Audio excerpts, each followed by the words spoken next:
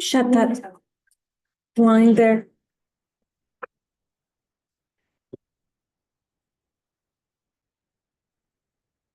Ah, so much better. Thanks, Colby.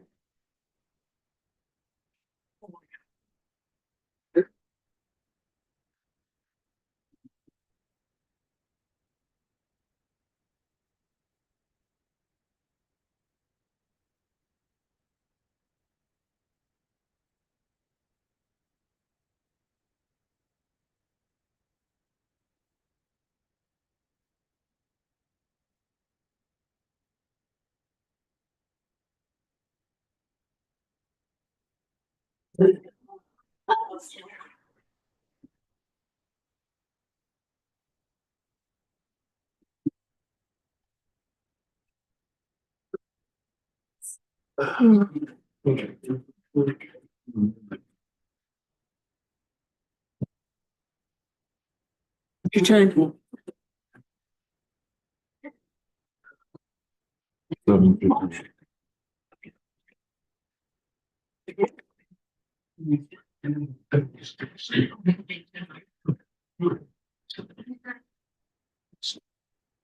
Straight up. Okay.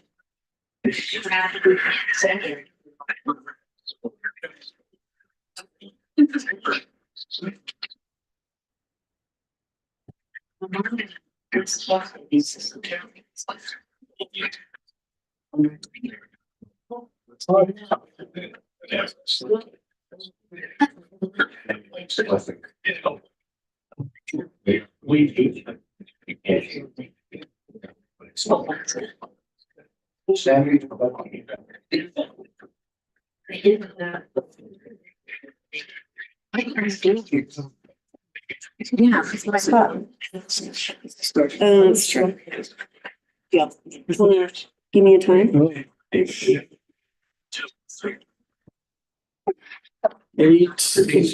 8:20.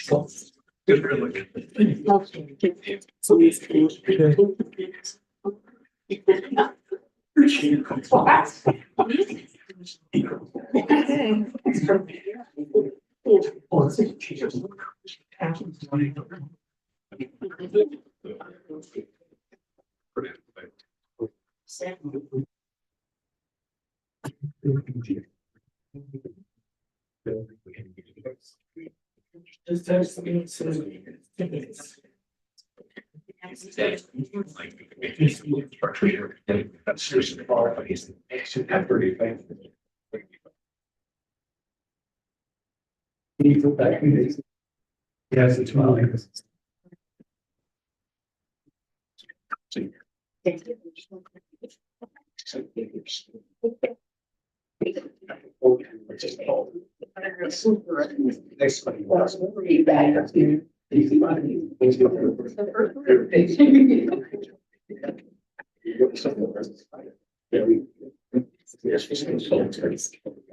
Okay, it is 6 p.m. We'd like to start the city council meeting.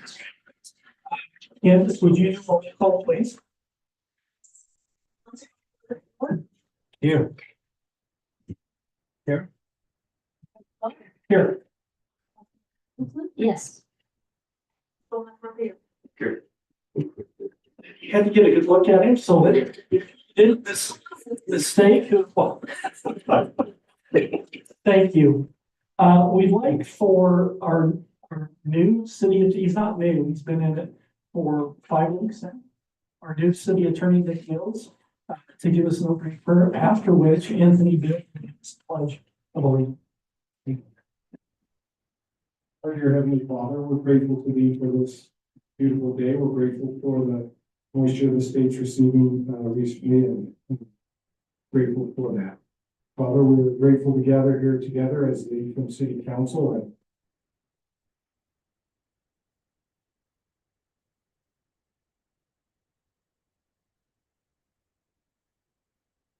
do what's in the best interest of the city.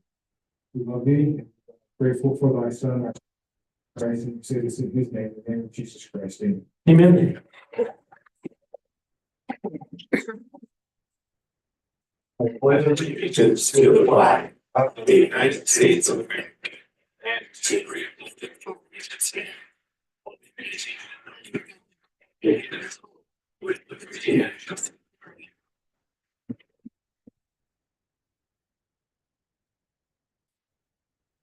all. I have two public comment. You didn't? No. Okay. Now, with these public comments, just so everyone knows, we'll listen to your public, what public comment is all about. But there won't be any back and forth. And so our first public comment is from Tyra Taylor. Tyra, you'll come up. Not this many people here. Tyra Taylor. I just wanted to talk about the ordinance that you guys are passing tonight for the Camino group. I really think that it should be a no, because you're talking about locking all of our increased taxes, the 75% of that, for 30 years. It may not go that long, but that gives them 30 years to do it. Okay? And this is for a residential project, which doesn't have as big of an ROI as, say, a manufacturing project. So we're giving precedence to people to be able to do this on residential. I would rather see it at like a 5 to 10 year that they would have to pay it back, because you're only going to get 25% of that tax. How are you going to pay for the maintenance, fire district, emergency services, the elementary, the increase in population? How are you going to pay for 25% of that increase? That's my biggest concern, because if you can't pay for it with the 25%, you're going to have to raise taxes to pay for that group that isn't going to be taxed, because it's held up in this bond. So those are my biggest concerns. And we're going from, let's say, the property is worth $5,000 worth of taxes. And if you increase it to $100,000, you've just lost a big chunk of money that could have been going so that you can put in your own infrastructure, and not a private developer. So those are my biggest concerns, because I just don't think that 25% is going to be enough to help those residents, because it's a residential infrastructure. It's not really enough, and retail is a scary space to, when you start doing commodities instead of manufacturing, it's a scary space to say that you're going to have this much money coming in. So those are my biggest concerns. So I'm pleased that you just vote no. Thank you. Thank you, Tyra. Our next comment is from Annalisa Stone.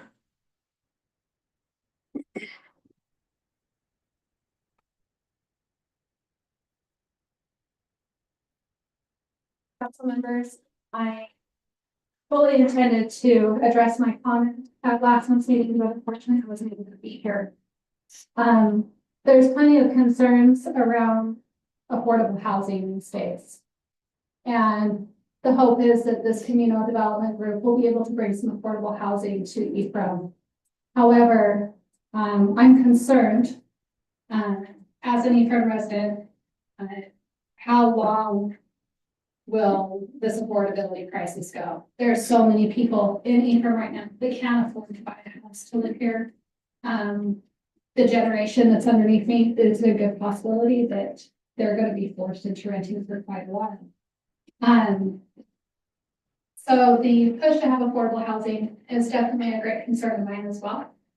I would like to see development groups come in and bring affordable housing to our area so that we can support our area and grow together.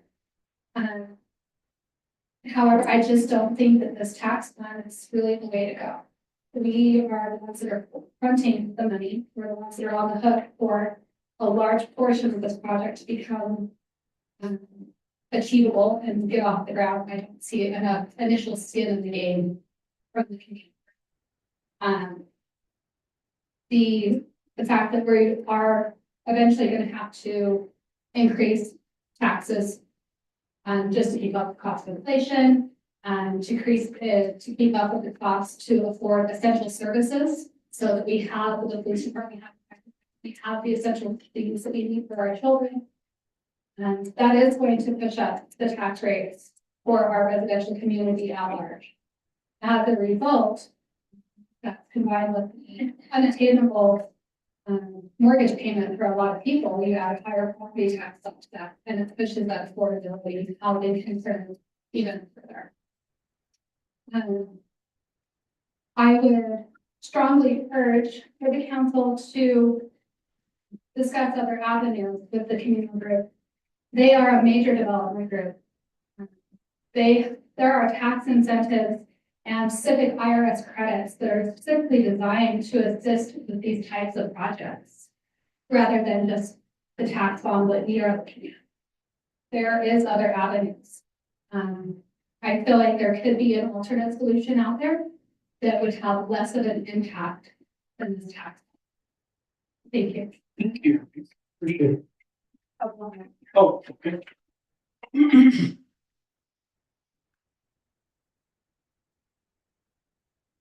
Kimberly Beck would like to comment about that.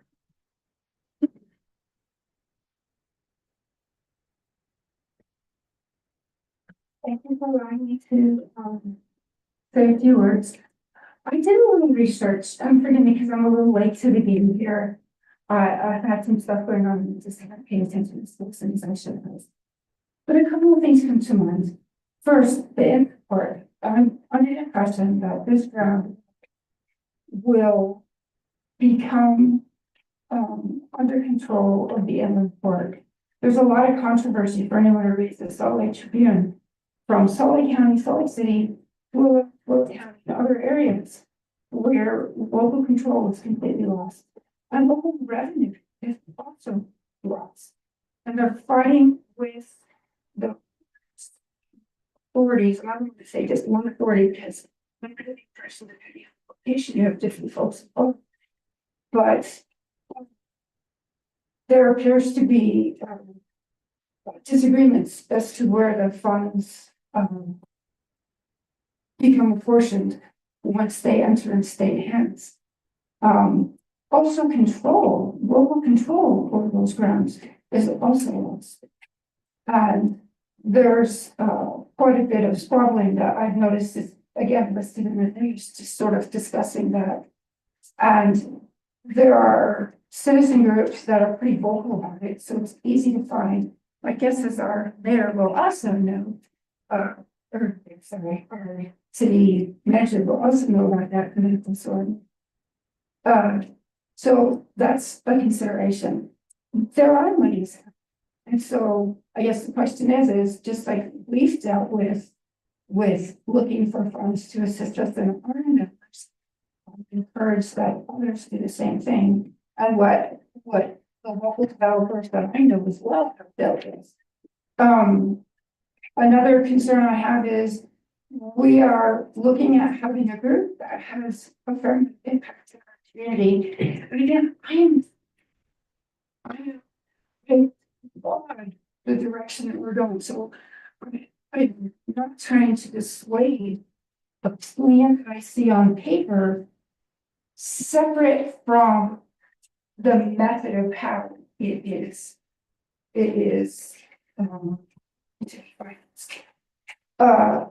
I would point out a few things though.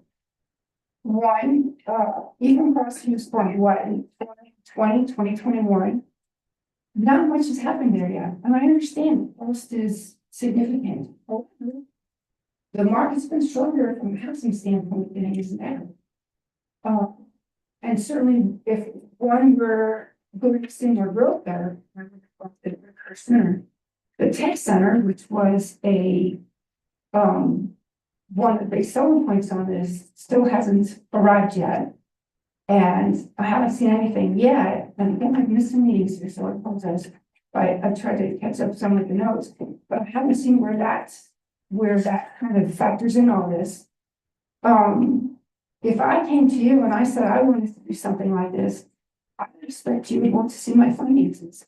And in fact, when Sean and I came to the city to do our project, we had to show some method of being able to fund this. Our background, you know, lawsuits, judgments. I did some research. I provided it to the mayor. And I would ask that you guys, instead of making a decision today, that you say, you look at some of this. And I'm sure the gentlemen that are here can explain some of this as well, more fully. But just on projects that have also been, appear in news articles and on the community survey site, as far as in, North Charleston, stuff. I think it's Not to interrupt you, but you have 1 minute. Thank you so much. And also mesquites. I look at the properties that are listed under development and then Oak Development Company, Corporation, their projects, and I don't know how that plays in, what amount of debt is being paid, the ability to even control the funds that would be raised by others to fund this development here. So please consider all that. And I would urge you not to make a decision today, but to look into this further and know what it is you're getting into. Thank you so much. Thank you, Kimberly. Okay, moving on to our next item, presentations. 1A, San Pete County Trail Project and Public Involvement Area.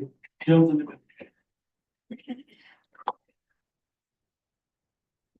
Thanks for letting us come present on this project. This is something that we've been working on for several months, and we're getting ready to go to public comment. And so the purpose of this presentation is to inform the council on an update on this project that we're working on. I'll explain the project here in a second.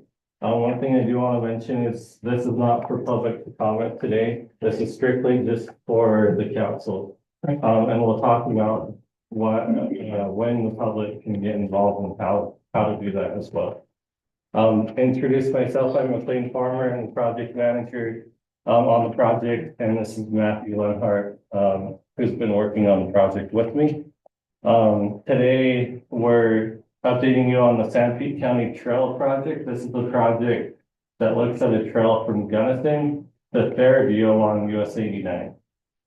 This project was funded through the RAISE grant. It's a federal grant that applied for. Spring City applied for that as a government agency,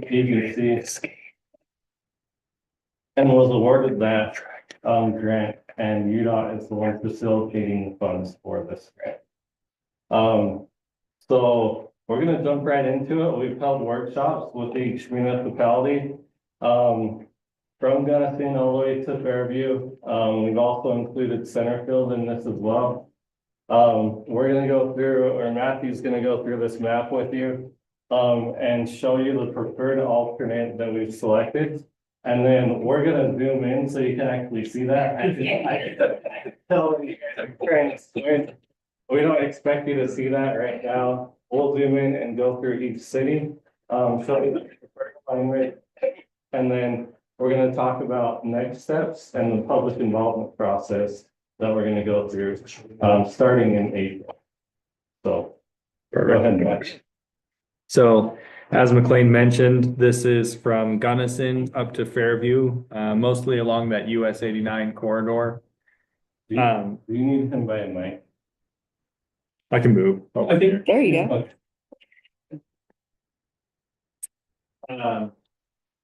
So this mostly falls along the US 89 corridor, and this is a multi-use trail. So this is intended to be a separated bike trail, 10 feet wide, 10 to 12 feet wide, separated from the road. sort of like what goes through Marysville. Correct. Yeah. Just like that. So this, so I'll just kind of walk through our preferred alignment at this point. And of course, this is, apt to change based off of feedback from, municipal councils or from the public. So starting here in Centerfield, You can see this green line. Hopefully. That is our preferred alignment. The blue dashed line is an alignment that is maybe a second option, and then black lines are alignments that have been removed from selection just because of, you know, right-of-way constraints, spacing constraints, other constraints. So starting in center field, it will go up 400 east in center field, and then pass into Gunnison on 200 east, past the Gunnison Valley Elementary. And it will continue up that road to meet into the existing bike path here on US 89. This red circle just represents the place where it will be crossing the road. Then we'll follow the north side of that US 89 corridor. You can see here over into Sterling, where we'll stay on that west side and then go up into Manti. Let me scroll over here. And then in Manti, our preferred alternative is on Main Street. Obviously, Main Street's already pretty restricted with the 4 travel lanes and the parking and the sidewalk. So if it were to go in on Main Street, there'd have to be some alteration with the existing paint striping there. But if that doesn't work, then 100 west would be the second alternative. But we'll go up US 89. Right now we have it on the east side, but we're looking at both the east side and the west side as of right now to see which one would work better. So it'll follow up US 89 into Ephraim. And then here you can see at is that 600 south. We currently have it going down 600 south onto 100 west or 100 east, where it will go up just past the college. And then at the college, it'll kind of wrap around the college to 200 east and then continue up to 700 north by Walmart, where it will come back to US 89 and then continue up the highway there. On the east side, Do we want to, let's stop there. Do you guys have any questions on the Ephraim alignment first? If you said it's gonna go on 200 east, yeah, once you get past it. So from 100 north to the south, it would be 100 east. It's going up 700 south. Yeah, okay. Okay, yeah, the reason for 100, we looked at 200 east as well. The schools won't allow us to go through their property, one, and then second, no college didn't want us going through campus. So we're staying on the west side of campus, wrapping around campus, then going up there. And 100 east has been selected as the preferred because it does give access to the campus, so a lot of small students would be able to find it. And then Main Street, there's really not space on Main Street. Any other questions or comments? just where will it access back out to 80, Over here on 700? So just at that intersection with Wall. Yeah. And the cemetery. So then our plan is to continue on the east side of US 89, and then go up into Pigeon Hollow, and at Pigeon Hollow will separate from US 89 and follow Pigeon Hollow so we can access into Spring City. Where we'll stay along Main Street in Spring City, up to Mount Pleasant. And there's actually a project out for construction this year that was designed by Sunrise Engineering that will have that bike path being built between Spring City and Mount Pleasant, I think this year. And then once you get into Mount Pleasant, it will continue up the Main Street State Street corridor until you get to the Mountainville Highway, at which point it will go off to the east along Mountainville up into Fairview, at which point it will follow along 300 South and terminate at the Fairview City Sports Park.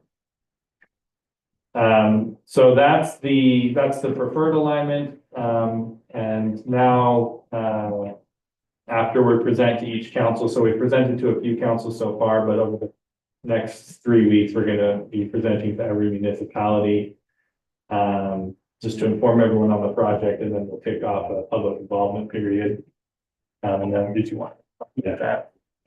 Any questions before we move to public involvement? Now, is this gonna tie into the state complex? Yeah, so that's the hope is that we're designing this trail to be able to be adopted by the Utah Trail Network. That's the section of UDOT that is over trails.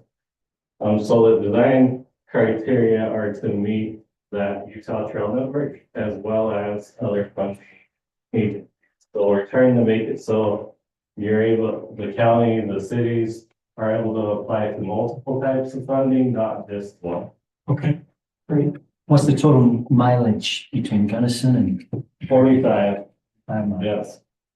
So we're actually doing a 30% design with this as well for the feasibility side, to see if it's possible in these areas, right? We've done a preliminary analysis on all of this, and it's looking good. There are some constraints, of course. We know Sterling is one that's gonna have a tough spot there, 6 Mile Canyon to get across. There's a few others like that we're still working through on how to mitigate those. But we're working through those as part of this project. So you'll use UDOT right of ways on 89? Is that what your intent is? Yes, yep. As far as the public involvement goes, did you have something else? Just one more note on this. So the hope with this project is that we'll have a preliminary design, so you know it's feasible. So when a city or a county or the state wants to apply for funding, they already have the resource available to maybe give them a leg up in their. On the west side between that, from a It's on the east. east side. But we're looking at We're looking at both both. sides in our design to see which is feasible. Like they might be, they can't really see since. We should more do. Yeah. All right, public involvement, so why can't we see that up there? Just share.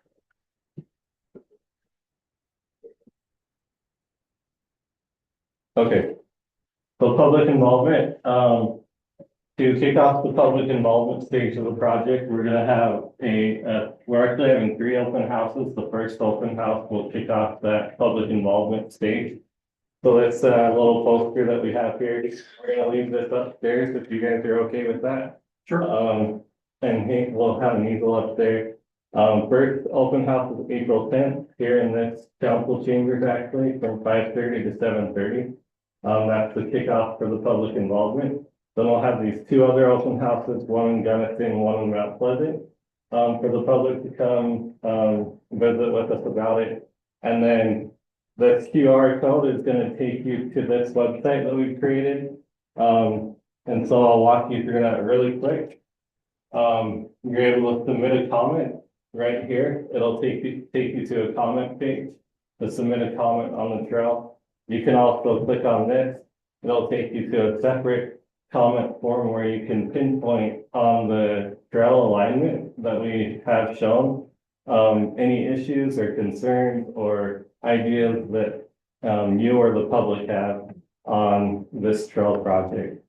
This is a little update link, which we'll continue to post on, like if we do more open houses or events that we're gonna do. That'll give you an update on those. And then this just simply talks about the project, how it came to be and what we're doing. So this website will be via that QR code. Everything's accessible via a phone, or laptop, either way. Very simple website, thesandpeaktrail.com, that people can use to submit comments on. So we'll also have comment boxes here in the city office and all of the city offices around the county, as well as the county building with maps here in the building for people who don't want to use technology to comment on it well. Yeah, so we'll have a big printout of that map that we were just showing you.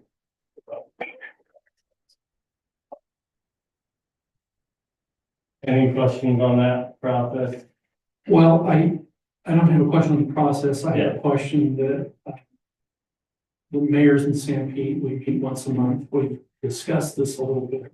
So I have a question for you. Okay, Who is responsible for upkeep of these trails? that's a great question. A question that we get asked a lot. The study is not intended to, answer that, unfortunately. So that's a roundabout way of saying we don't know. The state's actually still trying to figure that out. Part of this is we're teamed with a partner called Alpha Planning and Design. They're in the middle of planning the whole state.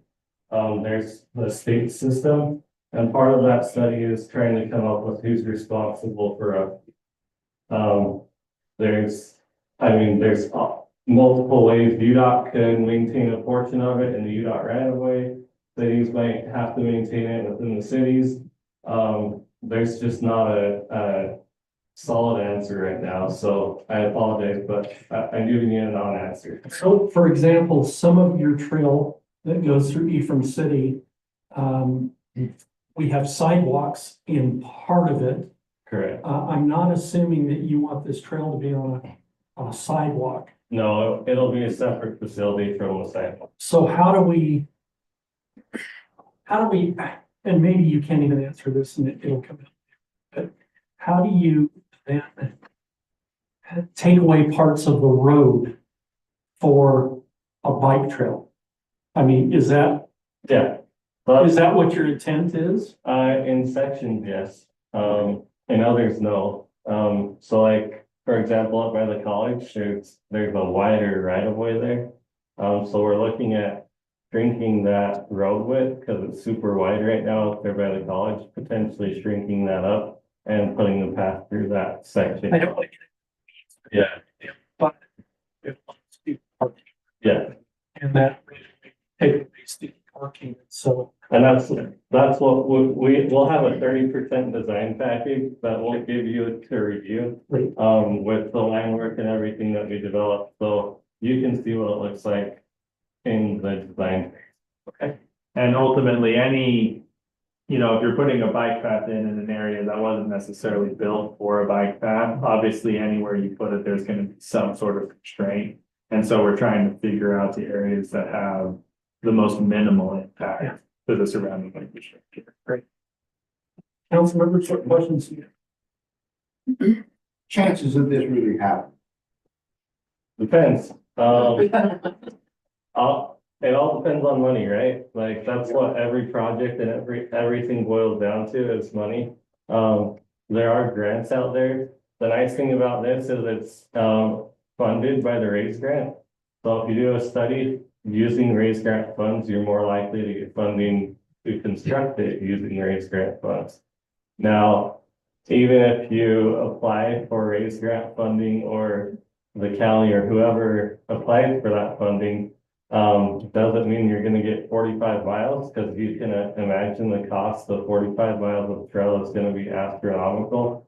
You're not gonna get that done all at once. But the hope is that coming out of this, we can have a phasing plan and a funding plan to implement the project. And with Utah's Trail Network, with the Utah Trail Network program, they're allocating, is it 50 million? 45 million every year. And they specified with that it can be used for road construction or bike trail construction, bike trail maintenance. So there's still some open questions they're trying to figure out, but potentially down the road, that could be used as a source for funding the bike path and potentially maintaining the bike path. So your grant from this funding is just to study and design. That's correct. Yeah. And so the municipalities will then be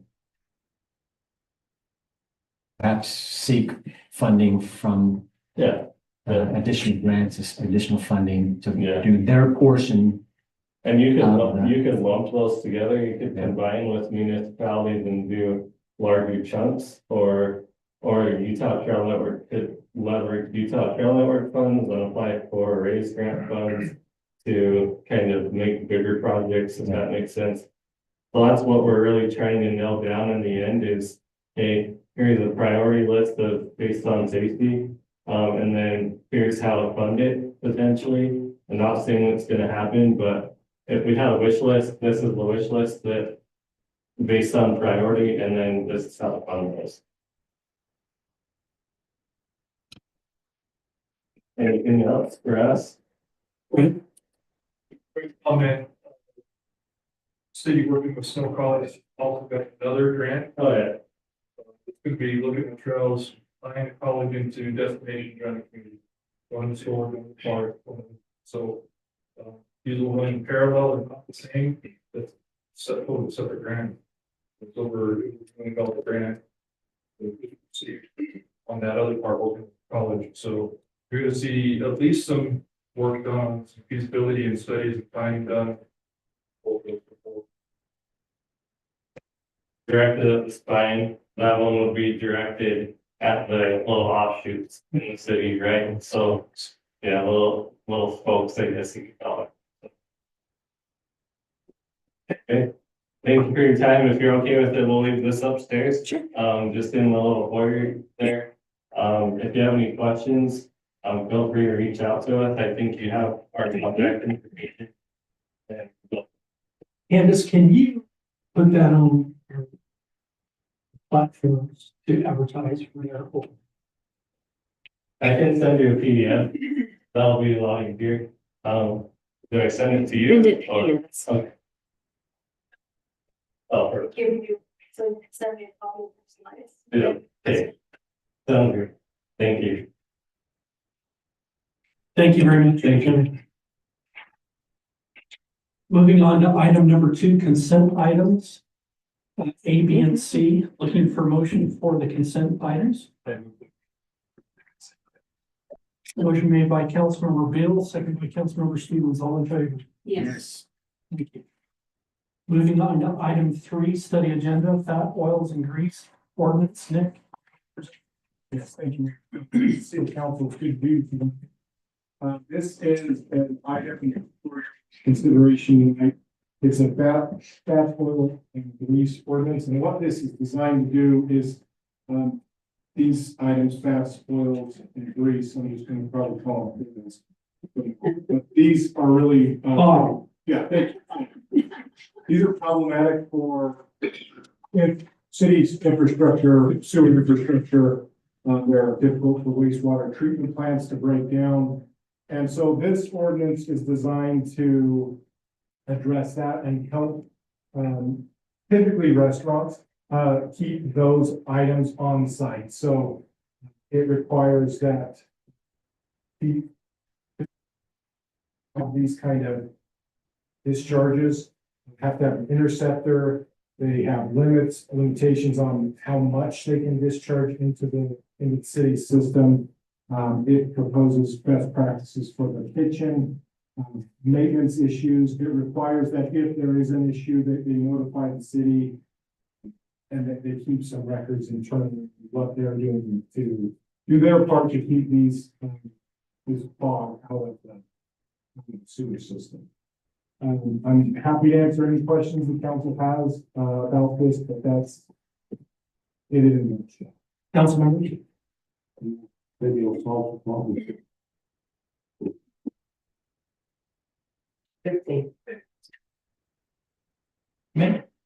I just wanted to comment that restaurants are already required to have a grease interceptor, and we require them when they renew their business license each year to show us the last time it was serviced. So this just solidifies Right. what we've been doing.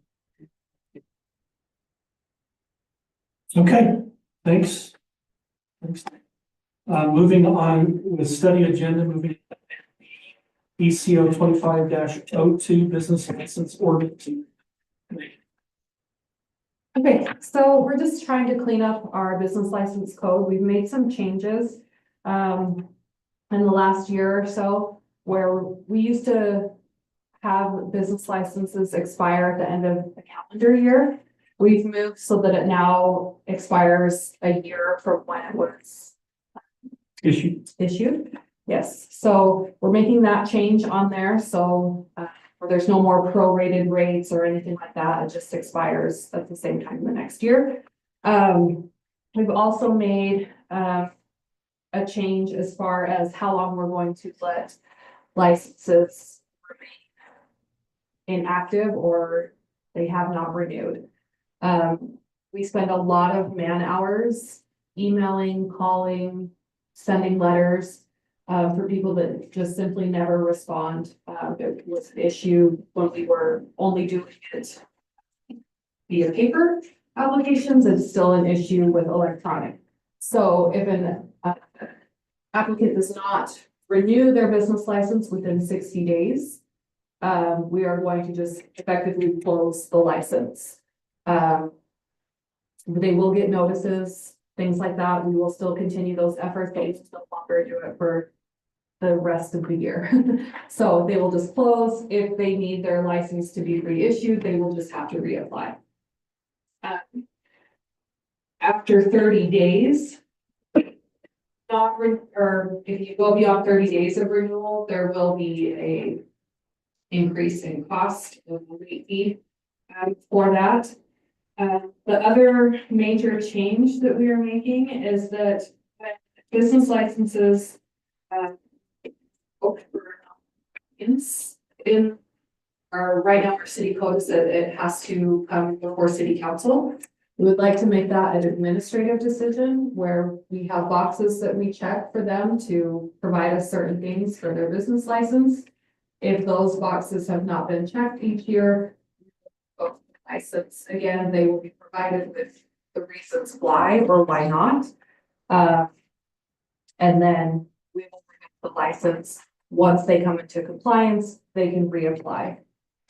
Those are the major changes that we're making to the ordinance. So this is again just for study this time. So if you have any comments or additional changes you'd like to see, we're open to that.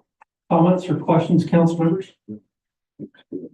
Is there an appeal process for City that? council will make your bill.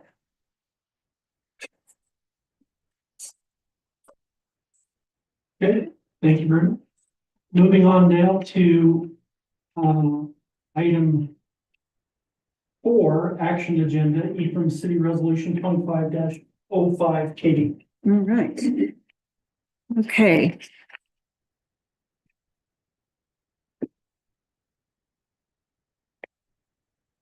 Hey, council, we have been, studying this for a couple of months now. And we did do a study session at the beginning of the month. So this, is just going over the resolution and the governing documents. Wanted to see if you had any additional questions on this. We do have several people here to answer questions. We have both lawyers on Zoom. We also have Jacob with Designs Financial. We have Jenna Draper from the Inland Port Authority. We also have individuals here from the Verde Group. So if you have some questions that have not yet been answered, we did a very in-depth public hearing not too long ago. So this is just to follow up on any items that might be outstanding for you. Can I have both of you come up here, Mike? I think council members have a question. And so council members, I'm gonna turn the time over to you, and let's start at the end here. Councilor. Just to confirm. I mean, you heard in our public comment tonight even. Just to confirm, is Ephraim City on the hook for any of this bond money? No. Are any of the residents on the hook for any of this bond money? Nobody outside the pit, right? So the pit itself and the revenues within the pit, or at least generated incremental revenues within the pit, are the only revenues that will ever be pledged towards repayment. Any property tax revenues outside the pit, regardless of, whether they were property tax increase in the future, or incremental taxes, say, because property values increase because more properties are coming in, maybe that does something. Nothing outside of the PID is under any obligations for what happens inside. So let's just be real transparent. What does the developer get? What's the incentive for the developer to do this? The main incentive is they get to borrow tax exempt rates versus taxable rates, right? So by utilizing tax revenues, they get some preferential treatment under IRS tax codes. And that preferential treatment can take their cost of capital from a 12% construction loan at a bank to a 5%, or more likely 6.5%, something in that range. So that's the real benefit, is that the cost of capital become much lower. And they can spread it out over a 30-year period where they may not be able to access 30-year capital from a bank. There's also some incentive, some benefit, right, on Ephraim city taxes. What do you need? So for them, they're going to,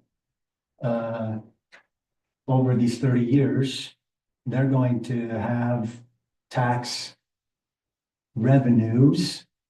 The city. No, the PID. PID. The PID is going to have 75% of the incremental tax revenues that comes into the city on that PID, on that development. Yeah. To pay their bond payment. Right. Right? So, if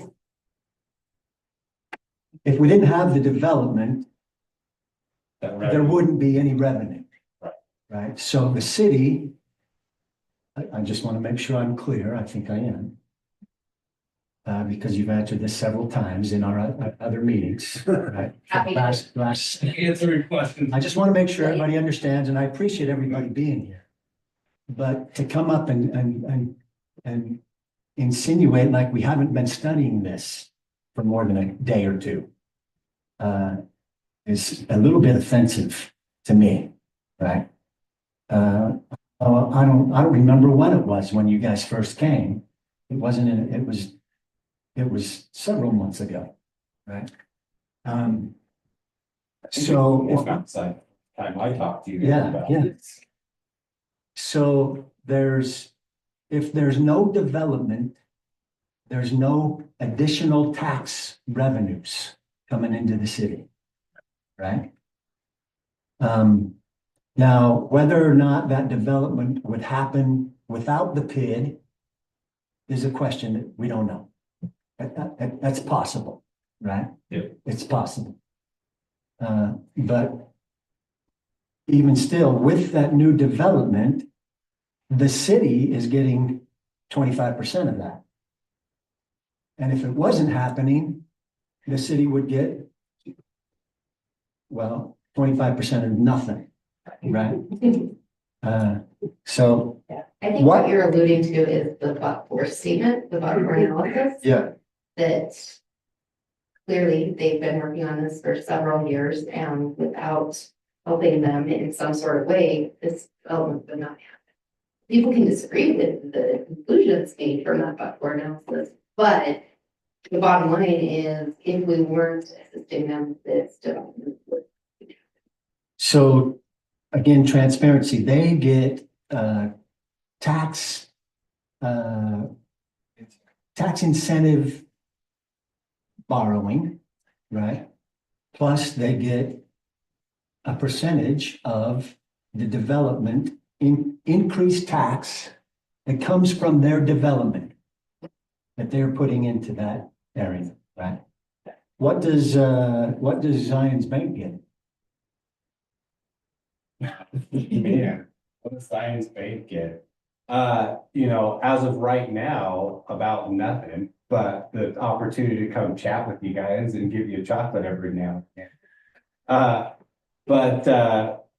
I think at the end of the day, first off, Zions has, has a relationship with the city where we've acted as your fiduciary on transactions. So, I think our first thing is that we care about that, making sure that the city feels like we're acting as a safeguard of your interests.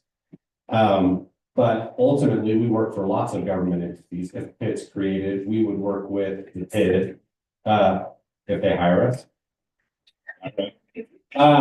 But we would work with PID to make sure that public funds are also safeguarded in that instance as well, and made sure that any transaction that occurred was done in best method possible to save taxpayers the most money possible on any transaction. And then Zions would get a fee for that. So you could get hired, but you haven't been hired. Because there's not a governmental entity, and we do not advise anybody about governmental entities. What does the Utah Inland Port Authority get out of it? Nothing until you trigger the purchase. And then what? And then we collect that 75%. We keep 5% of the 75%, and the rest of it is up to Ephraim City. Now, Ephraim City will probably choose to give that money to the bid to pay out the bonds. But you don't have to. We can't spend that money without. Does Ephraim City get, in your view? The benefit of the development, right? So that is economic growth. That's infrastructure that we don't have to pay for. Right. Sales tax revenue? Additional sales tax revenue for the development that comes in. And it's not, just to, again, to be clear to everybody, it's not just a housing development. It's a mixed use development, a lot of retail. But even so this is something that we've looked at a lot recently, is the benefit of, because I think historically the thought process was housing only developments, which this is not, but we'll talk about the housing aspect because that seemed to have been a concern. Housing does provide a lot of benefit that historically it hasn't, because of a few years ago and the changes in point of sales and the sales tax collection, right? Yeah. The city gets a lot of benefit from having residents, just from how the state tax commission apportions sales tax revenues after they're collected.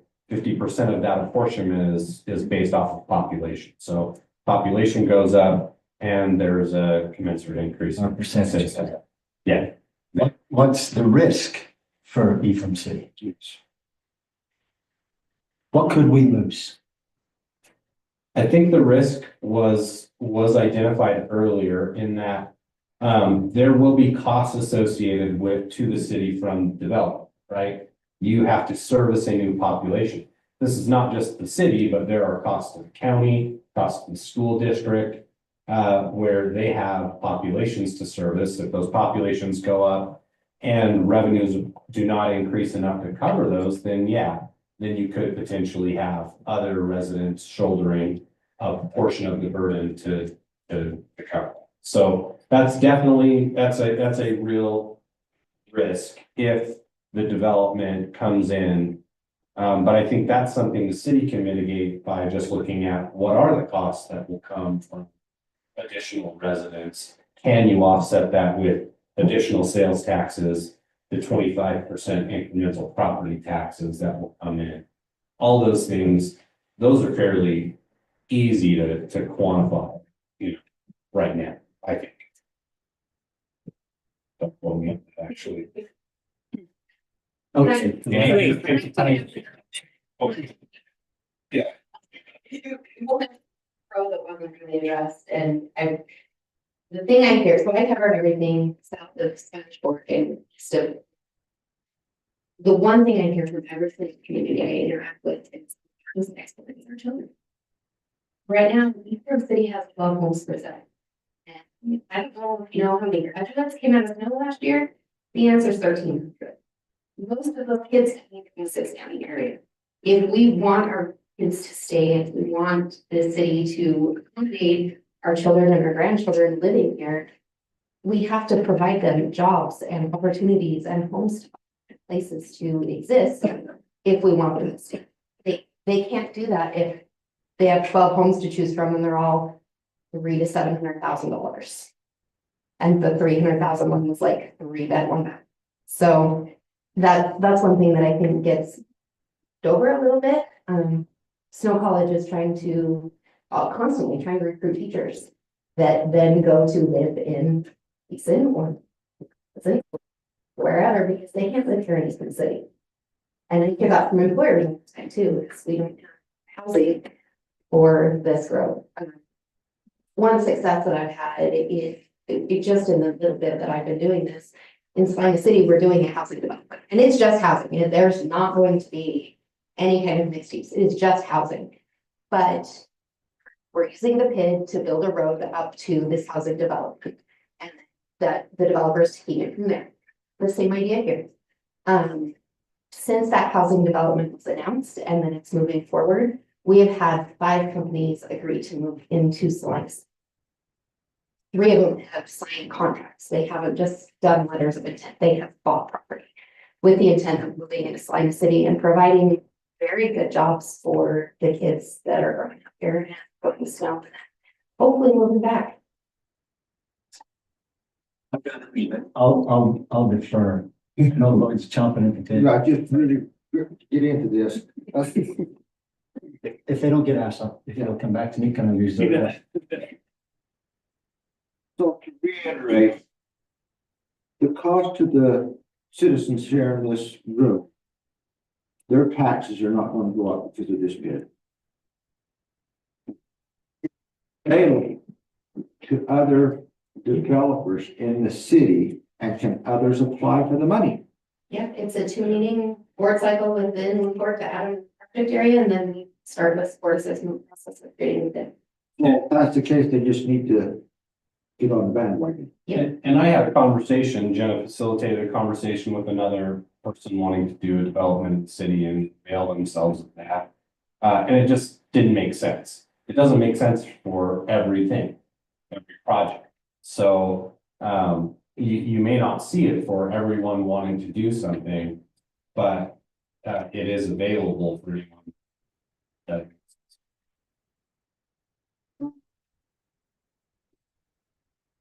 Questions I've had. This conversation with Camille Verdi. How hard did you vet the process getting them approved for this? How hard did you dig into the background to do what? Due diligence? You're asking me? Yeah, I mean. That only is a generator. Yeah. Yeah. We want to know, and people ask me, are they solid? Did you vet? Are we secure? Yeah, so we haven't done any of their financials or anything. That actually made it actually for the lawyers that are on the call who put together the document. But the fact that they moved forward, we've gone through their plans, the development, and done that analysis to make sure that they will be able to satisfy the bonds. And then by creating the PID, we put that extra assurance in there that if they don't do this development, if they don't move forward like they have been planning, it doesn't come back into the city. There's no way it comes back in the city. That's why we're creating the PID. That's why we're going through all of this It's a is, separate entity. yeah, so that if we did not do our due diligence, which we have gone through and done. So their social security numbers, unless they want to give them to me, that's be great. Not that I know what to do with them anyway, but. Black market. There you go. But if for some reason this didn't pan out, it was addressed earlier, it doesn't. In the order doesn't.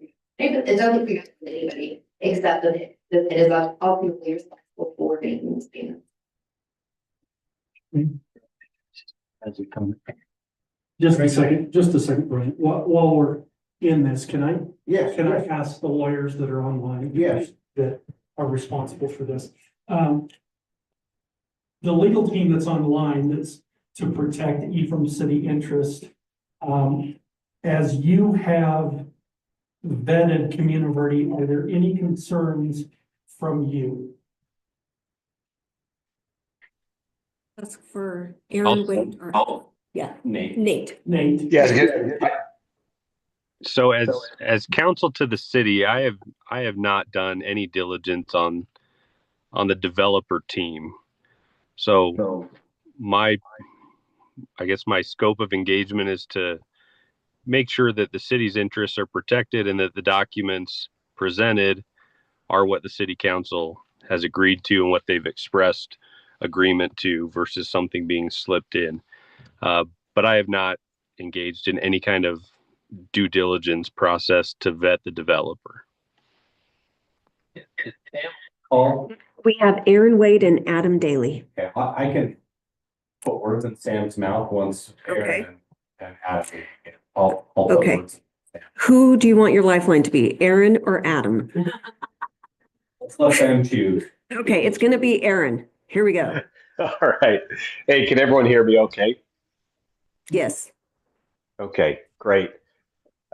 Yeah, so what I would say is, similar to Nate on our side, representing the proposed PID here and the creation, our focus has been on the documents and on making sure that the district can accomplish the purposes rather than as a diligence on the developer entity. What I would say is that all of the state law provisions, anti-fraud provisions, sunshine laws, meaning open meetings, grandma, all of that does apply to the PID to protect against bad actors.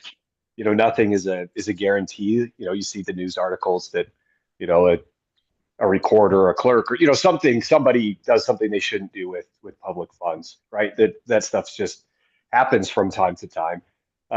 So it's of course possible, but there's a lot of protections and layers here with the PID to protect the public dollars and to ensure that there's the public trust. And so, and if I'm getting too far afield, just let me know. But, for instance, there's audit requirements both at a state law level, but also the bonds that these districts issue. They covenant with the purchasers of the bonds that they will conduct an audit at least annually, and publish that, make that available to the public and to their bond purchasers. There's a trustee that holds all of this money. So somebody like a Zion's Public Finance, or not Zion's Public Finance, sorry, Zion's Corporate Trust or similar will hold these dollars and then make the payments to the vendors or whoever the applicable payee is.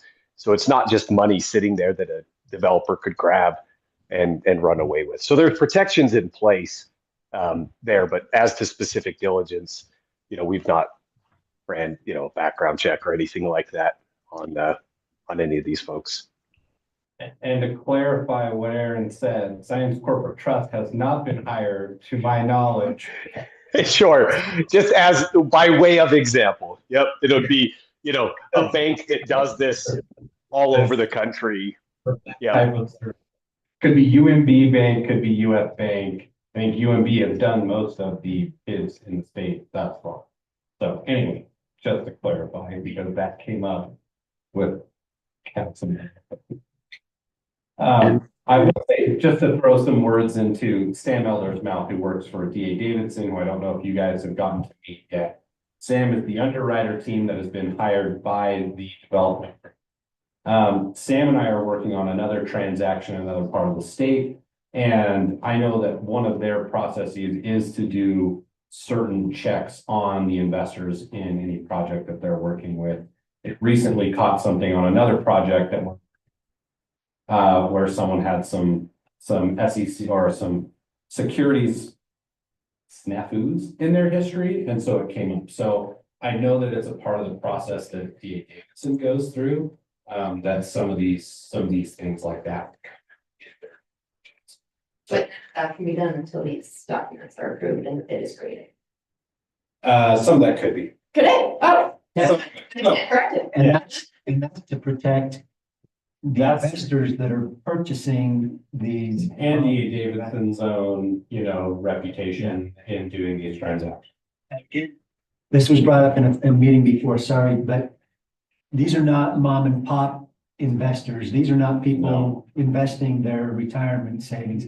These are $100,000 bonds. These are savvy investors was the word that we've used in the past, but Sophisticated investors, they're 144A investors under federal regulations. So these are not, these aren't me going out and buying some bonds, which complete restriction anyway for other reasons, but these are not people like me going out and buying, $5,000 or $10,000 in bonds. This is someone who has significant capital that the IRS has determined they have the sophistication to do credit analysis on a complicated development financing and take that risk of real understanding of the actual risks that are involved in. and they will be the losers if this fails. Yeah, and that was the legislation in Utah was designed very particularly to limit and mitigate risks to cities and put the risks onto the investors themselves. Because we have seen in other states similar-ish tools and legislation that did not limit the risk to homeowners, other governmental entities. And it's been specifically designed to keep that risk on investors who can make an educated decision. I want to ask Brian, Brian, you get involved with this all the way through. You've got a different perspective. Brian is our community development director. Could you help us on your perspective?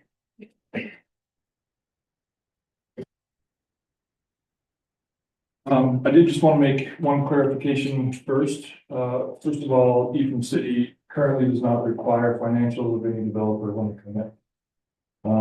If somebody had to provide or financials to see if they're viable or not, that was not through Ephraim City, that was through an event. Any developer could come in and has the same risk of not being able to complete the project. We assume as city staff that if they're going to go along for the job, that's the underwriter's job to make sure they want. That's actually, let me point out, that's actually. We have a case.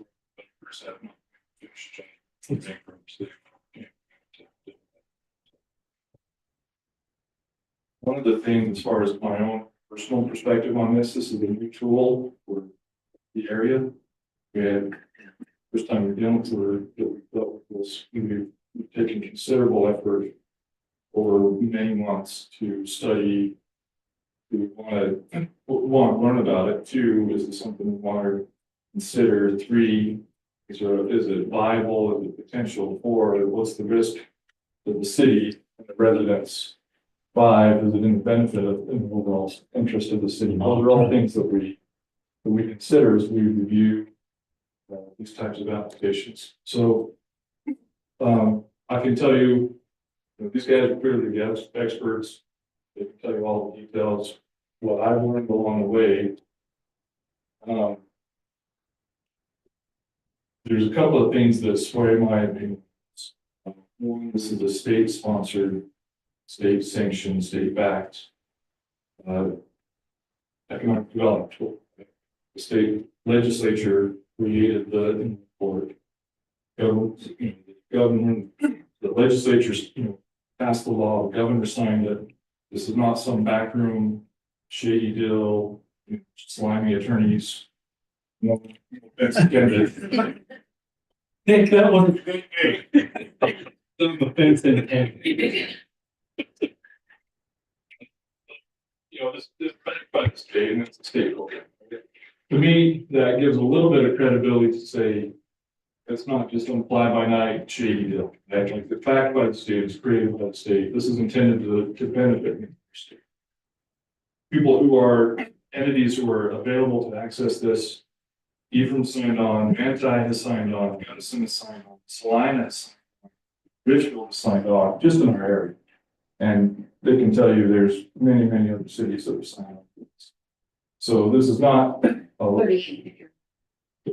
a one-off never been done, never heard of. You know, the other, like Manti hasn't done it because they don't have a player who can play right now, it's my perspective. And even in Ephraim, there's multiple properties that are identified as potentially, available for this. One property owner, when we talked to him and he found out about it, he started asking questions, he declined to pursue it. So it tells me that if it was a rubber stamp, just a boom for every developer, we would have every developer beating our door down to do it. One developer looked at it, walked away from it, didn't want to pursue it. It didn't make sense for him in his particular application. So there's some specifics to this. This doesn't make sense for every application. You got to be able to find a project that takes the baseline and has enough differential after it develops and property values that it can pay back your loan.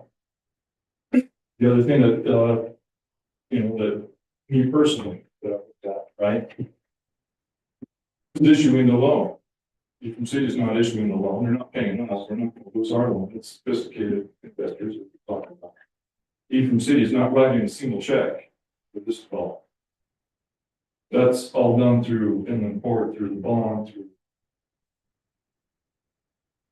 If we were to say, you know, we could goes out for grants on infrastructure grants. We built a new sidewalk of Canyon Road. And we put sidewalk against a bunch of properties that directly benefited. Property owners didn't pay for that. It got direct benefit, but they got infrastructure. You widen the road, we put curb and gutter, we put sidewalk. Which they won't have to pay for, which they develop their property. Is this different than that? In my mind, it's actually very similar. One was a tool and the other was a tool. Approaches. The big difference between us getting a grant to do some infrastructure, we had to pay for it. We took city cash, we had to go apply for it. We ended up taking, in some cases, city loan and put it pay for these infrastructure projects. This is not coming from the city coffers. We're not paying for this. We didn't take a loan for it. We don't pay cash for it. We won't check for it. If it wasn't for this development, how would those roads get built? Who would pay for it? Right. So if it wasn't for this development, meaning PID or The PID, these specific roads that are gonna be built as part of the infrastructure of this PID. So if the roads did not get built by the PID, then it would be built by development and possibly by the city if we chose to pursue another grant or some other to develop infrastructure. If we wanted to bring a hospital into the area, would they come in without a road? They specifically said over and over again, we're not coming in without a road. So Ephraim City went out and solicited a grant. This project is going to happen this summer, and we're multiple years into this now. And we basically got an over $6 million project. It's grant money. We got it awarded from Congress. We're going to come in and build a road for the hospital, which we solicited as a condition of the hospital coming. It would come without. We're building that road. It's grant money. It's government money. It directly benefited one property. Ephraim City said, we're going to go do this. In my mind, that's been less controversial. To some degree, we get a grant, we put a road in the hospital. Right? There's benefit and there's cost, right? Ephraim City is putting considerable cash into that to bring the hospital in. Ephraim City will maintain that road. So For a property that doesn't pay tax because they're not profit. But in the growth. We provide a service. And so.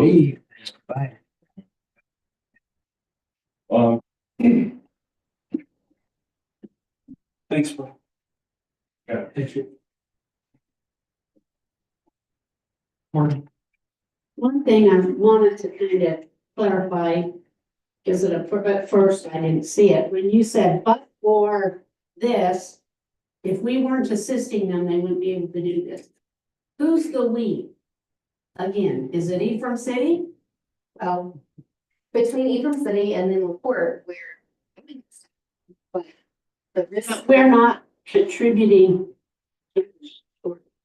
The risk is to the other thing on property tax, like a regular property tax out in our community. the city does not receive a big chunk of the property tax. It goes lots of places. And no problem with that, our public schools, and I say that, no problem with that, but that's where most property tax, so if a house pays $5,000 in property tax, Ephraim City doesn't get $5,000. They get a small portion. I know. But we would get more tax revenue from businesses and so on that came in. We would get more in tax revenue that way than in property tax. At least that's what I understand. And I think. I could be, Yeah. it could be equal, I don't know, but my understanding is important. And, It's a bit of it too, but this is based on just the. The additional sales tax, everything else goes 100% to the places where. This is simply just the property taxes that you split. And yeah. okay. So, it's kind of, do you think this is a good deal for the city? Do it. 15 cities, so I do. I think if this is what you want, if you want growth, then it's a good deal for the city, right? I mean, that's the caveat.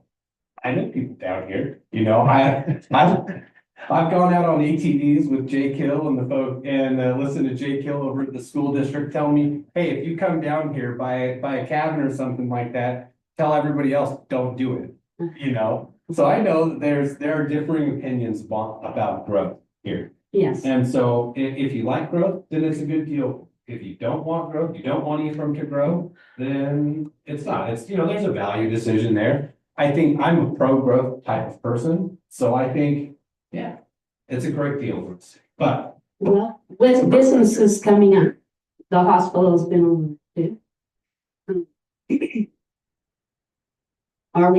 I just look at it, we're gonna have better jobs. It'll benefit the college. I think they'll train people strategically to enter or at least get the basis for the start of those jobs, and some of them.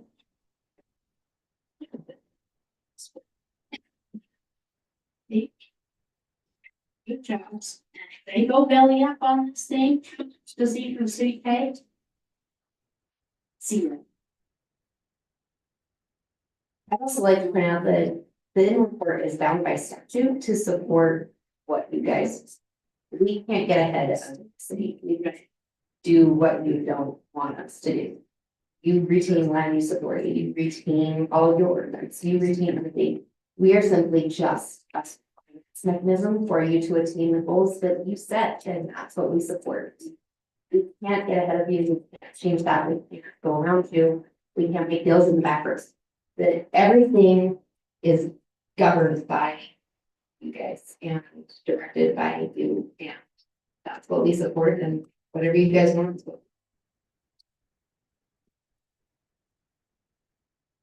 I have one thing, but it's flat. So Anthony, after you talk, maybe it'll come back. Very sure. Go ahead. Okay. All right. Hi, everybody. I'm Anthony. You have it already? Go ahead. It was, we're getting some infrastructure that would take us years and years longer to put into place in our city than it's going to take these developers to hit the bid. It would take us a lot longer, probably. In the long run, I don't know that, but it could be a higher cost. But it for sure would be in less money than if we were developing it ourselves.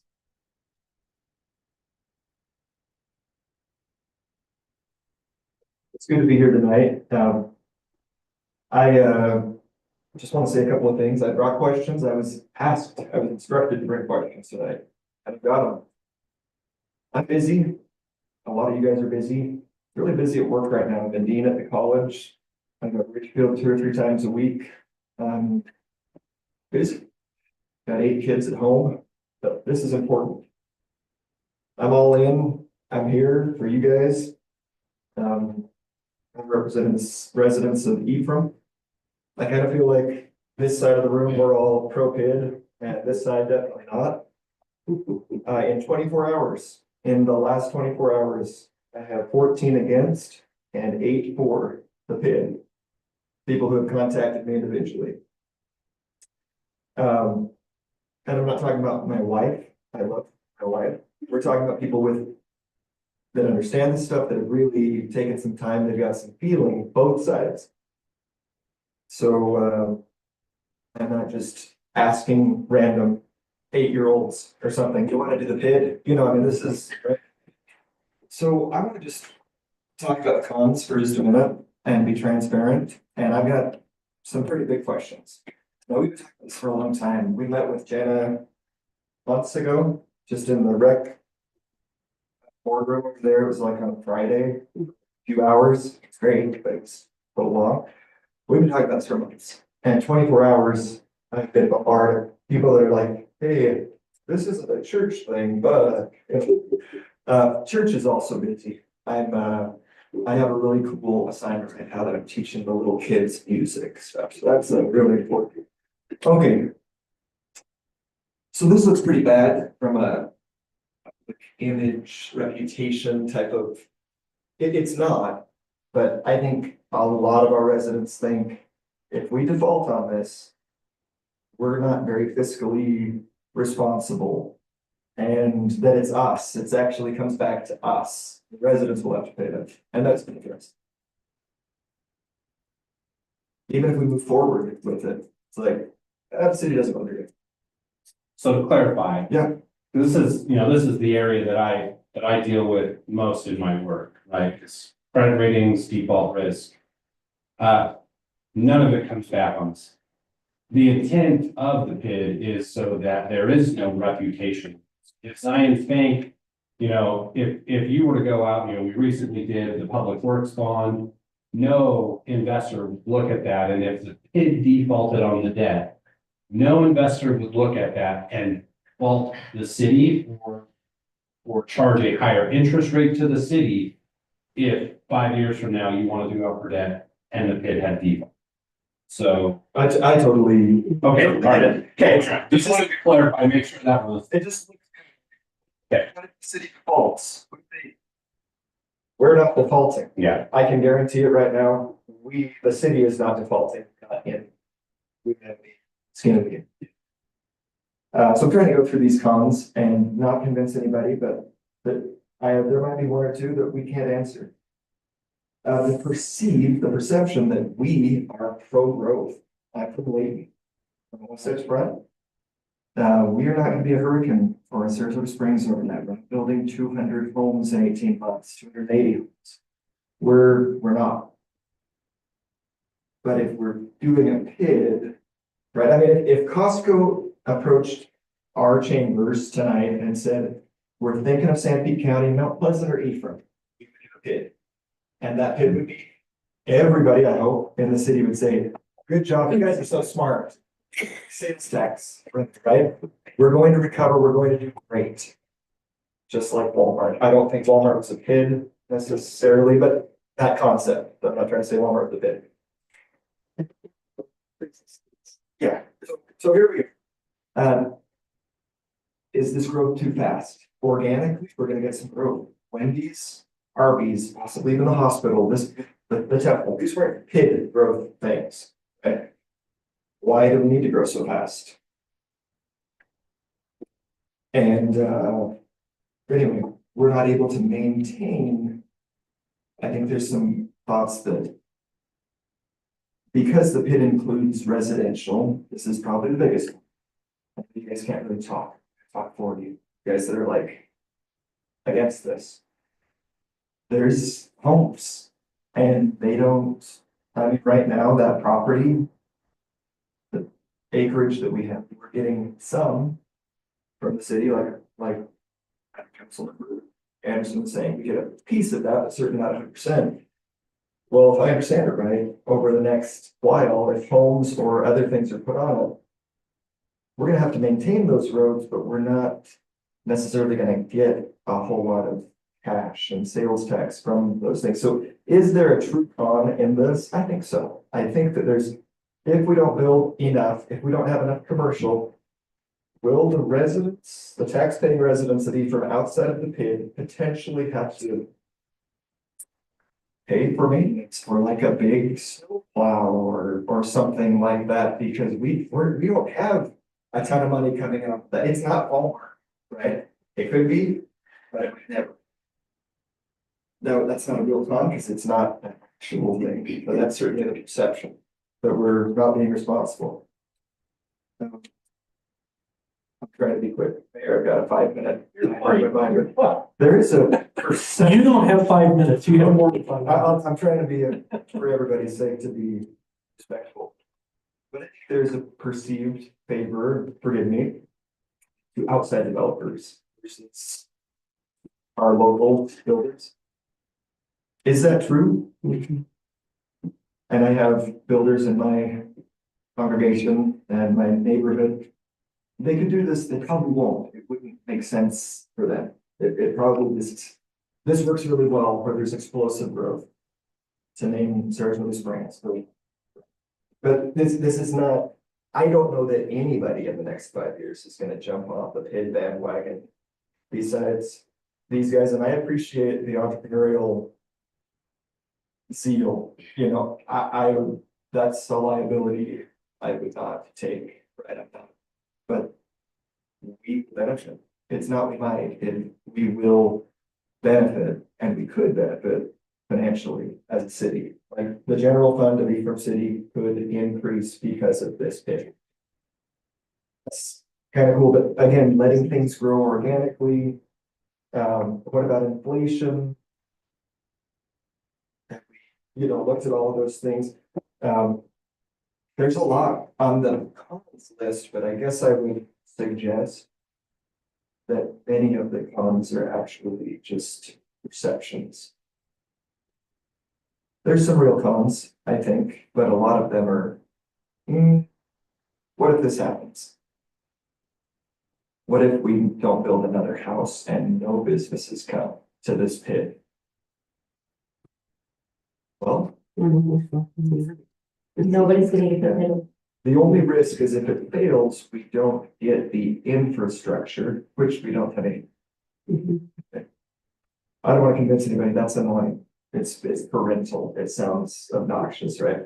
But I have been researching, praying.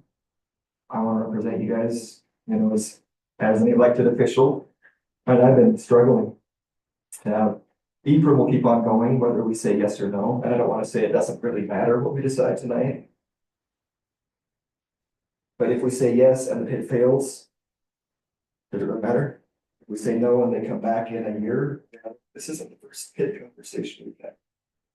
The last one we turned down, 5 years. It wasn't a PID, it was a TIF. Oh, sorry. Tax increment financing. Okay, kind of similar concept. Sorry, I got the words mixed up. 2 minutes to do pros. Anthony, you're not limited. I'm learning myself, but sorry if I didn't get you guys' concerns, but to me, the one that I've heard most is it's not gonna work out. You're going outside of PID, people. I live outside of the PID. My taxes are going up because this might not work out. I think that's a universal concern. We stated tonight, Dennis, rather emphatically, and I love that seal. That's not gonna happen. And Jacob was telling us there's ways we can anticipate that, right? We can not totally 100% perfect, but we can mitigate that risk. On the pro side, this is complicated, by the way. I so appreciated the residents who came 4 weeks ago, a month ago, and they had a lot of concerns. It helped me understand it better. This stuff is kind of boring, sorry, Jacob, you do it like every day, but this, Not like every day. no, It's not boring with Jennifer. Or Jake, they both. to me, just as a dad, as somebody who lives here, quality of life. It was a TIF, a tax increment financing deal, and we got Walmart. And I think we could say Have we not done any sort of, have we not, Walmart was not TIF. or what did I say, or, He said we got one through a TIF. That he just came. let's use the Costco example. So let's say if Costco was Mount Pleasant and we didn't do it. Sorry, I'm getting these mixed up. How would that happen? Like, would we want to employ a tool, a state sanctioned, signed by the governor? Economic development tool? I would want to. And that's what this is. So something that would increase the quality of life for us, that's especially important. The fact that much of this is residential is a hang for some of us. I was informed by somebody today. They're not a resident of this town, but they worked in this industry. And, a lot of new friends today, I'm pretty sure I had, or enemies, and, she said, never could. Only residential, I thought, probably true. Only residential is a little bit more risky game than only commercial. Well, this is mixed. So if we get a marketplace, or if we get whatever, if we get a gas station, if we get a Chipotle or something, everybody might be happy.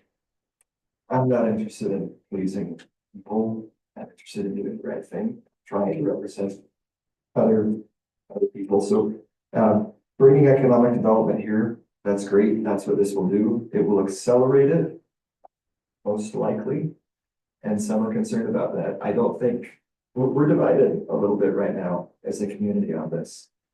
Pro-growth and those that are against growth. Well, it's more complicated with that. Those that are fine with a little bit of risk and those that are risk averse. Those that know that our taxes are going up or think they know our taxes are going up, and those that know it won't be impacted, right? I mean, let me just end on this. Ephraim City will not be negatively impacted financially because of this bid, unless a really unexpected, like we aren't anticipating, we're not looking at this very well, and we're not trying to mitigate it, right? It would be if this happened and this, and the worst thing ever, would tax rates go up? Would residents outside of the pit have to pay a little bit of money? I don't know. I don't think so. It would be my commitment to make sure that doesn't happen. So are we left with no true cons? If we took an audience poll, I think the answer is no. There's still cons.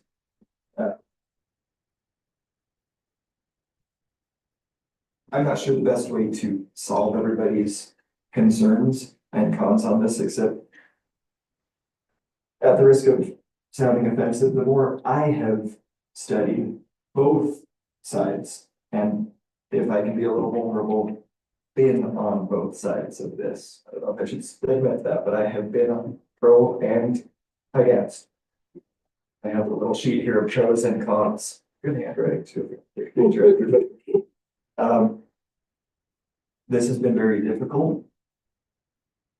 But I would say the more I have educated myself on it and asked both sides, the more clear it has become. And I think those that have the most information, that have been in the most meetings, that have asked the most questions, would probably arrive at a similar.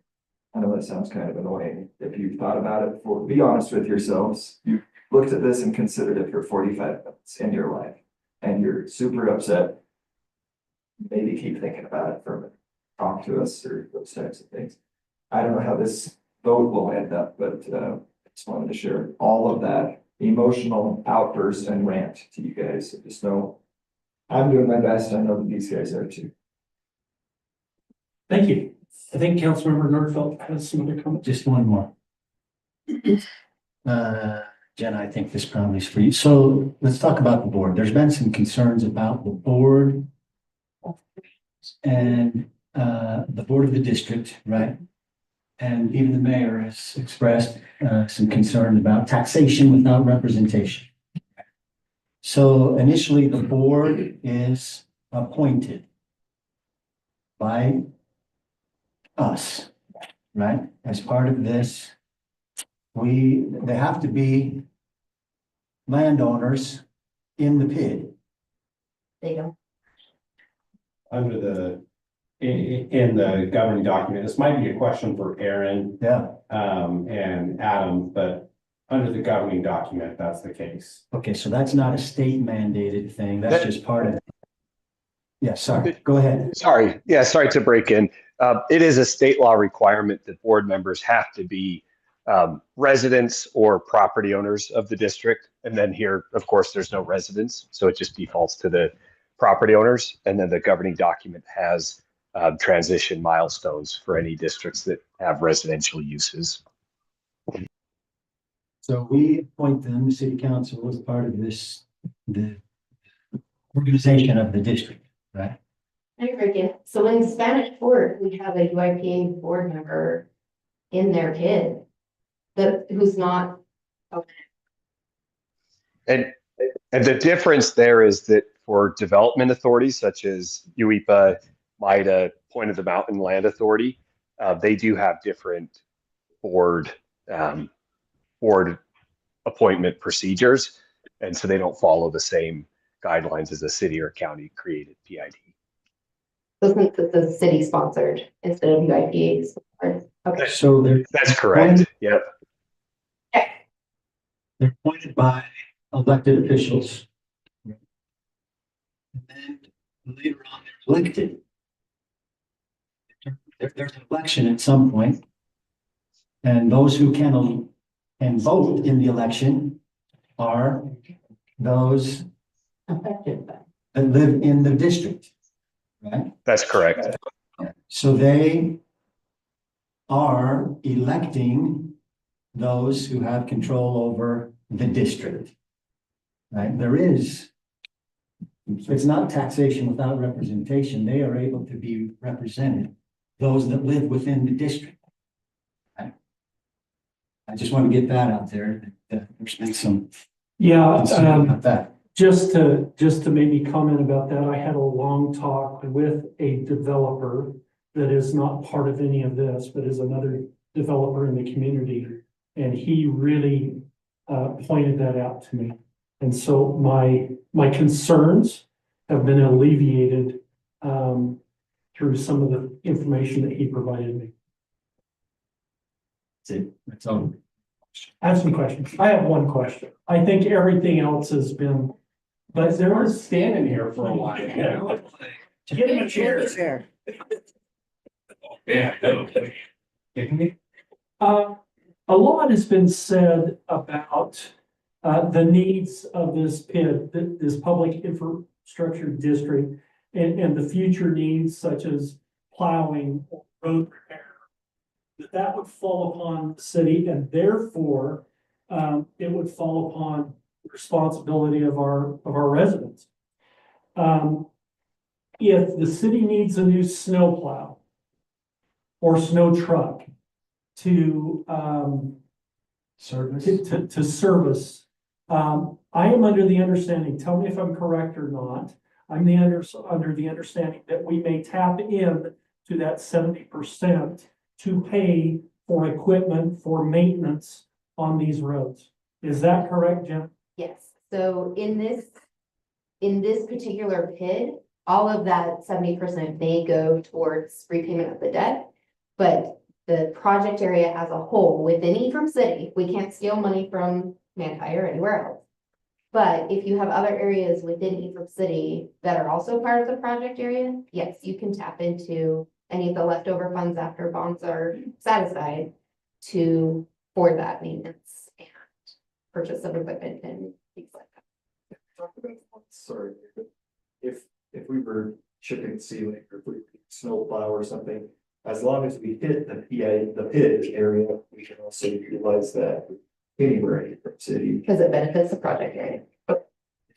Police officer, we need a sewer pond. Because it helps this PID as well. And it benefits the project more area. fire support and more.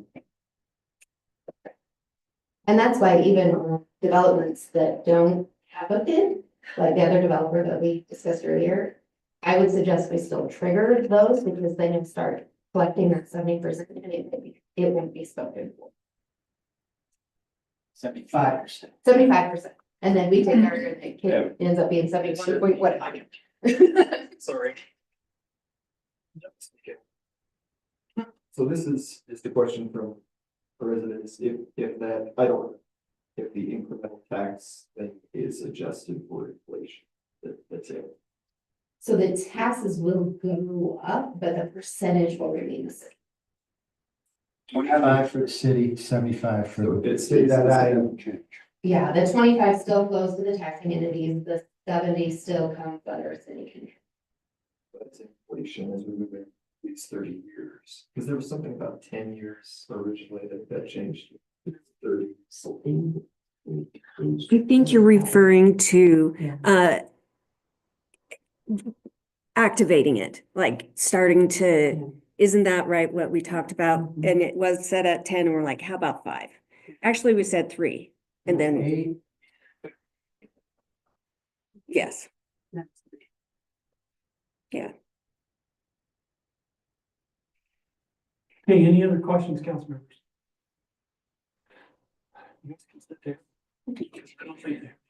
So I'm gonna do a roll call vote. We're gonna start with Councilmember Bell on the ECR 25-05. Should somebody make a motion? Say again. Well, and okay. I need you to make a motion and then vote.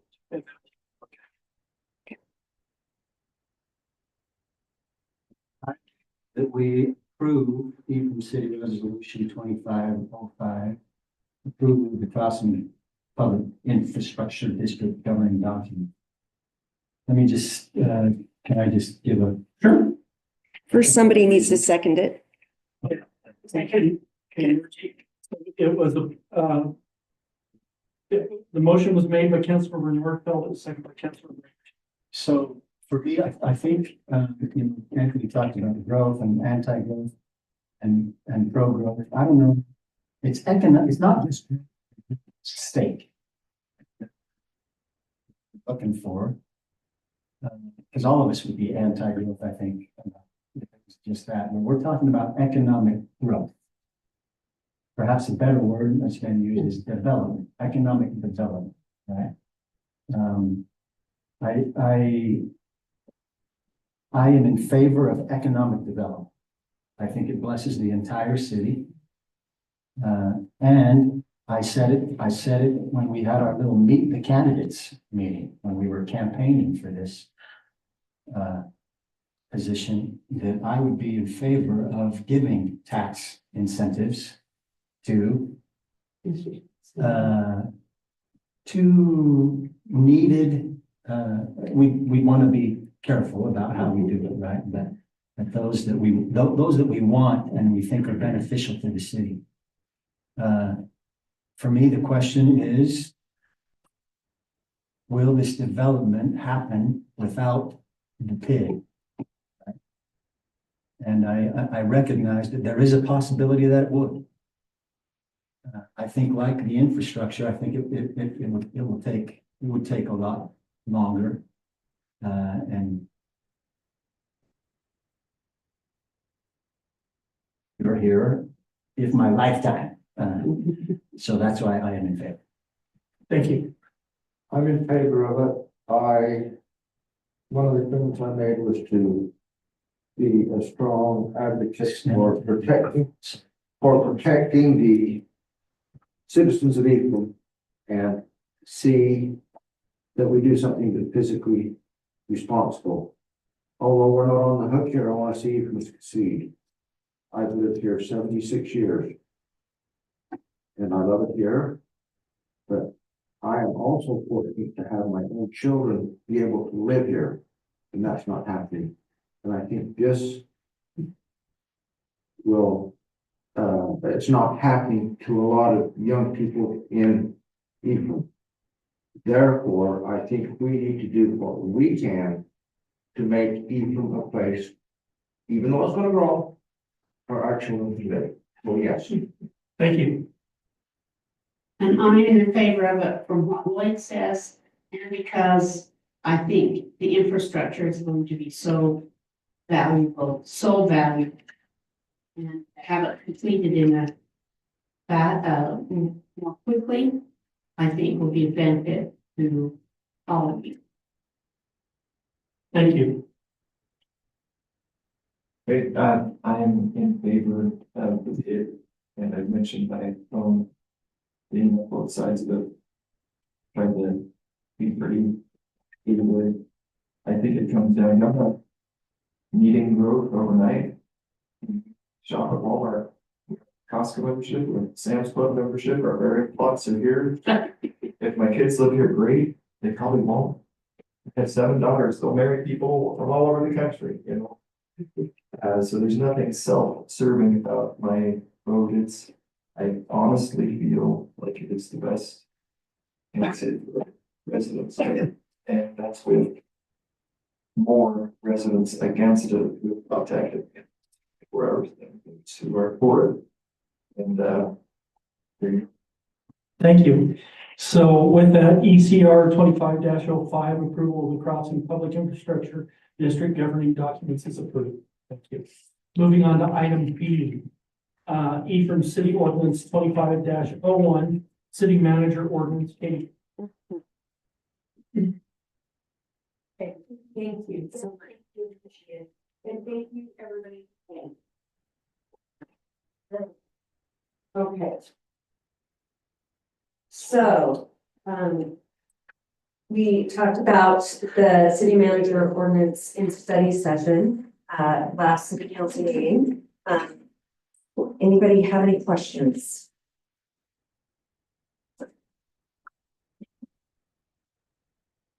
It's that one little thing where you said you could declare war on mankind.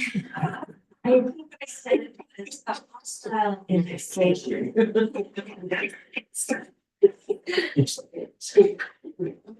be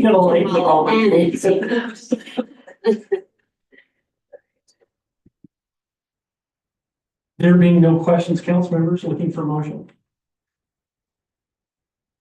Ephraim City Orders 2501, City Manager's Ordinance. Second. Motion made by Councilmember Stevens, second by Councilmember Norfeld. All in favor? Yes. Yes. Okay, it is approved. Moving on to ECR 25-06, the approval of the cemetery board bylaws. Yes. Well, no one from the cemetery board was gonna be here tonight, and Lou May wasn't gonna be here tonight, so I volunteered. So 3 years, almost 3 years ago, when I started as city recorder, I started going through all the boards and commissions to determine how many constituted a quorum and remember that kind of thing, and I discovered that the cemetery board has no bylaws. It's very difficult to have a board that has no bylaws. Possibly they had some 50 years ago and they've been misplaced, but nobody can find them anywhere in any of our records. So the cemetery board they have been working on these bylaws for nearly 2 years to get them completed. So they sent us their finished product, and Nick was nice enough to review them all and make sure they all look fantastic. And so we have here tonight our completed bylaws so that we know how the cemetery board is going to function. Any questions, council members, about bylaws? Looking for motion? I'll make a motion to be approved. Resolution 5-06, establishing and adopting bylaws for the Ephraim City Cemetery Board. Motion made by Councilmember Anderson. Second by Councilmember Stevens. All in favor? Yes. Okay, thank you. Council reports. We'll start with Councilmember Bill. Council reports. pretty sure there are some recent legislation that looks like it may be passed to eliminate INLS.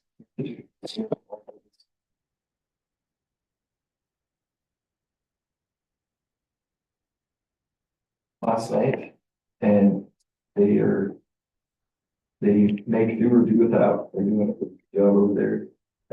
This position, they had 2 interviews yesterday, 2 today, $10 an hour. Position, yeah, part-time, so $10 an hour, 10 hours a week. And they're also going to be able to have 3 snow college interns during the summer. So it creates kind of a nice pipeline, or just a great job for somebody who conceivably progress from, or not progress from being a high school student or something in the library, or it's designed for a high school or college level person, and then you could, circulation desk, library or something. So really great. And their rep techs, not much there. It's just such a busy night. What else do I help with? But they're doing great too, I'm sure. Yeah, everybody other guys, oh, it's because, yeah, great. Thank you, Councilman. There was one thing in the legislature that I thought was interesting. With these black and white license plates, they're so they had those, and they had designated that the sale, the money from the sale of those license plates would go to the Utah Historical Society, or where they're trying to build a new museum, so. But the revenue was really exceeded all expectations. So this year, that will be what will happen, but in ensuing years, they won't get quite the whole thing from the black and white. So, anyways, and Miss Ephraim's progressing, and we'll see them in May. Thank you. So, Margie? Yeah. Okay. Councilmember Steve, I find it effective. Please do that, Lloyd. Met with the Chamber of Commerce, Chamber of Commerce this week. Really good Congressman Lawrence and Senator. And they spoke to us saying, I'll tell you what, we've got some fantastic people. They are watching out for Utah and Sandy. Senator wants to work really hard. Power, Internet project to get us separated from the West Coast power, and I think it's going to happen. It passed in the time. He said we're working in 2 years to get that done. So he was very informative. He's very humble. Had a lot of really good things happen. Representative so excited in Congress. He says a lot has happened in 9 weeks, and I quote, "You haven't seen anything yet." So it was wonderful. Chamber of Commerce is working. Good.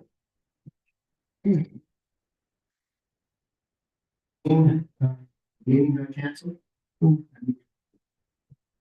Is there one on the 26th though for the planning commission? It should be one next. Sure, I know why the record wasn't, not sure it's canceled, but.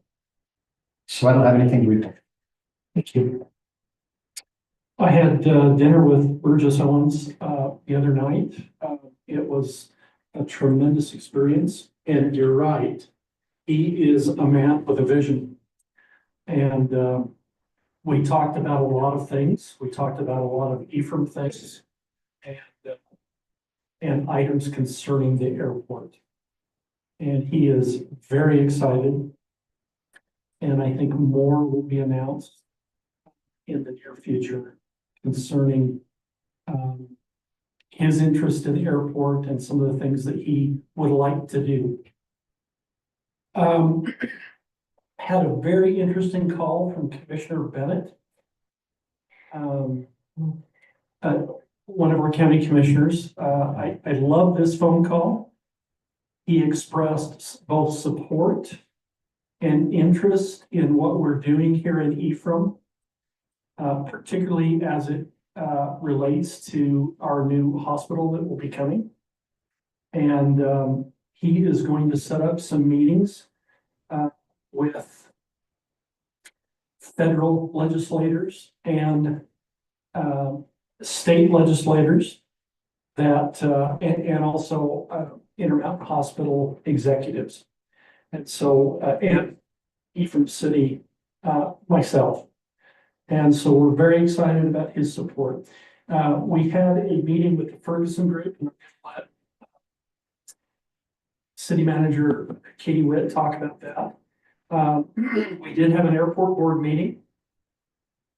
And we got a lot of things accomplished in that airport board meeting. As it relates to future funding and federal funding. And very constructive, and I want you to know that things are moving. There is a real movement in the state right now to begin the reality of constructing mobile transportation, air transportation devices. This is, in the next 5 years, this is going to become, 3 to 5 years, this is going to become a very common thing. Human passengers, both taxi and buses. And that makes our airport the only airport, FAA approved airport in Sanpete County. That makes it that much more important that we protect the airport, that we continue to build out on the airport, and that we continue to plan for its future. And so I'm very excited about that. Now, perhaps the most important thing. The last few days, I think, have shown the state and the world who Ephraim City is by highlighting and showcasing their love, their devotion, and their commitment to this Rasmussen family. I know Josh and Molly personally very well. Had the opportunity to meet with them briefly the other day. There are people who have gone into their home and cleaned every wall, cleaned the carpets, did the laundry, dusted everything in the home, did the dishes, cleaned the windows. Because Ephraim City residents love one another. I wrote about this last month in our city newsletter. Little did I know that it would be on such a rich display with this tragedy. I knew Allie, and she was a light. She loved people. Anyone who knew her felt like they were her best friend. And I think we have seen Ephraim at its finest. A funeral will be this coming weekend on Saturday. Friday. Friday. And they had to move it to a larger accommodation because of the interest and the love. There are people who have in major ways reached out to support emotionally, spiritually, but also financially the Rasmussen family. And I'm grateful for it. That shows us who we are. And so that's my report. Katie. Yeah, thank you. On your desk, you will find a performance evaluation. Please fill that out, get it back to the mayor by the 15th, if you could. Well, it's for me. Well, it's for her. We're coming up to the end.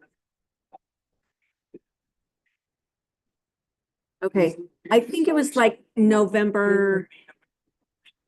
Yeah. Yeah. Got it. What kind? also coming up, this coming in April, we have, obviously, the Utah League of Cities and Towns. That's the, hopefully on your calendars. We will also be having our budget retreat on the 26th, which is the Saturday of the next week. So kind of busy for April. Because of the conference, we will only be having one city council meeting. It'll be on the first Wednesday of April. Is that the second? The Utah League and Cities and Yes. All right. The discussion that we had with Ferguson Group today, they, one of the things that they help us with is grants and congressionally directed funds. And with all the tumult that's going on at the moment, we were concerned that perhaps that might not pan out for us this year. They still feel that congressionally directed funds will be available, and we are looking for the ability to complete some projects here in town. So still waiting on more information on that. So other than that, I think that's all I have to report. Thank you, Mayor. Looking for a motion to enter. Motion. Motion made by Councilmember Beal, second by Councilmember Steve. Yes.